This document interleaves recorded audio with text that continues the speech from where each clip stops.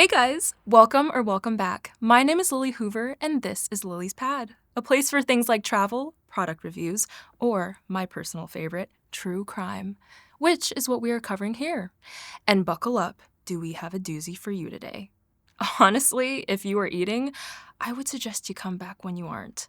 I know I play a lot, but this time, I'm for real. This one is truly disturbing. Okay, you done? Great. Well, today we are going to talk about Henry Holmes. We have our violent perverts and our cannibals, and sadly, this man was both. Henry was born outside of Philly in 1948 to a father he never got to know, and a mother who did what would be accepted on OnlyFans now, but at the time was contained to sleazy lounges, cheap hotel rooms, and back alleys. This left Henry feeling neglected and alone a lot. He would always claim that his mother did her best to keep food on the table and clothes on his back, but in interviews, it was obvious that his demeanor would change when talking about this subject. He would go from seeming relatively normal, almost charismatic, to shut down and angry. Like, if you've seen the interview where Jordan Peterson is asked what the most important thing in life is, and he says not being stupid, the same energy.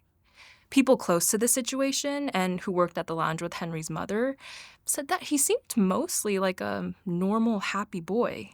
But in hindsight, there were some signs. When Henry's mother couldn't find anyone to watch him, he would be allowed to hang out in the green room with the other dancers while she performed on stage. They would let him play with the costumes, give him snacks, or paint his face to keep him entertained. But they were busy as well, so he would sometimes see things that he maybe shouldn't have. On more than one occasion, Henry was caught, almost mesmerized, watching some of the dancers on stage, including his mother. They got more toys and even cleaned out an area for Henry to have on his own to try to prevent this, but he would often sneak out.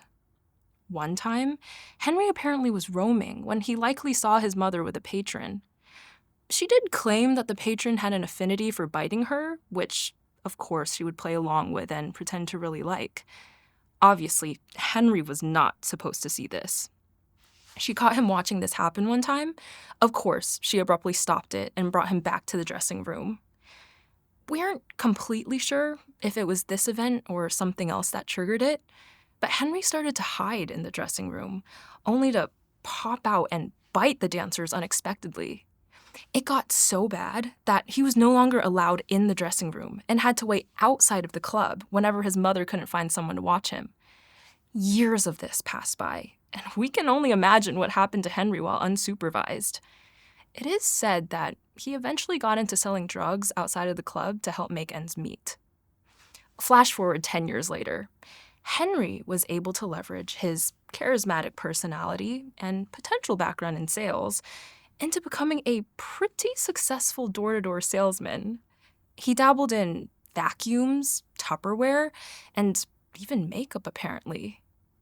But his favorite product was knives. He was great at selling knives. They were able to tie several murders back to Henry, but one was especially gruesome. He sold a set of knives to one housewife, Betty Parsons. Betty's husband was away on business a lot, leaving her at home alone, probably feeling a little neglected. Henry did say in an interview that he chose Betty as a victim because she reminded him of one of the dancers at his mother's club. He really liked to sneak attack this woman and try to bite her on the upper thigh, apparently. Betty, being the lonely woman she was happy to have a charismatic salesman in her house giving her some attention. She did end up buying a set of knives from him. He left. Pretty normal day in the suburbs, until later that night. Henry snuck back into her home. He grabbed one of the knives out of the kitchen. He quietly found where Betty was sleeping, and he said that he woke Betty up by biting on the upper portion of the inside of her thigh. She, of course, started to scream, so Henry took the knife and cut into her throat with it to stop her from screaming. He then kept biting her thighs until he was ripping actual chunks of flesh out into his mouth. Betty, wasn't really able to fight back and did end up succumbing to her injuries. Henry apparently was able to stay in the house for 3 days. He would take breaks between biting off chunks of Betty's flesh, gratifying himself, and apparently drinking tons of sweet tea. I guess they found empty sweet tea jars all around the kitchen. Anyway, on the 3rd day, Betty's husband did come home. Henry heard him in the driveway and managed to sneak out the back door. Henry did evade police for almost a week, but it wasn't hard for them to tie the new set of knives back to the salesperson who had been in the area that day. I guess Henry's previous victims hadn't actually bought the knives, so this was the key to identifying him. Henry was tracked to a gentleman's club the next town over. When they found him, he was chatting up one of the performers, trying to get her to come back to a room alone with him. Thankfully for her, that did not happen. Some crime scene photos from murders tied to Henry can be found online, but I wouldn't suggest it. Really disgusting. Anyway, guys, if you have any suggestions for what you would like me to cover next week, please leave those in the comments. Always love hearing from you.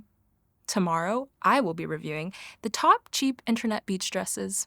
Which ones are worth it? See you then.